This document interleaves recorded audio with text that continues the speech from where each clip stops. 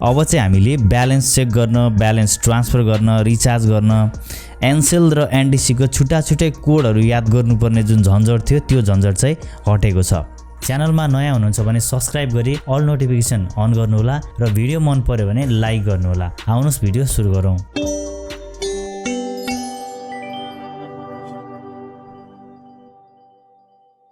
नियामक नेपाल दूरसञ्चार प्राधिकरणले चाहिँ जारी गरेको दूरसञ्चार सेवामा प्रयोग हुने सर्टकोड र टोल फ्री नम्बर व्यवस्थापन कार्यविधि अनुरूप चाहिँ एनसेल र एनटीसी दुवैवटा कम्पनीले चाहिँ एकै किसिमको सर्टकोड चाहिँ ल्याएका छन् र यो लागू पनि भइसकेको छ। यो भन्दा पहिले चाहिँ जुनसुकै कोडहरु लागू भए पनि अब चाहिँ ब्यालेन्स चेक गर्नको लागि *144# गरेर तपाईले एनसेल चुज गर्नुभयो भने पनि यहाँको चाहिँ ब्यालेन्स देखाउँछ एनसेल को। ओके, ब्यालेन्स देखाएको छ।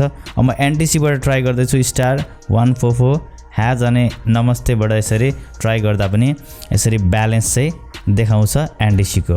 अब यसरी तपाईले एनसेल मा वा एनटीसी मा तपाईले रिचार्ज गर्नु पर्यो भने *122 अनि अब त्यसपछि तपाईले पिन कोड राखेर अन्तिममा चाहिँ # राखेर डायल गर्नुभयो भने तपाईको चाहिँ रिचार्ज हुन्छ। यो कोड भनेको एनटीसी को लागि पनि हो र एनसेल को लागि पनि हो, सेम कोडले काम गर्छ। अब यसरी तपाईले ब्यालेन्स ट्रान्सफर गर्नको लागि *133 अनि फेरि स्टार दिनु होला। यो *133 चाहिँ सबैमा सेम हुन्छ, एनसेल मा र एनटीसी मा यो कोड चाहिँ।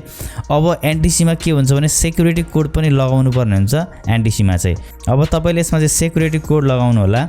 यो सेक्युरिटी कोड लगाइसकेपछि स्टार दिनु होला।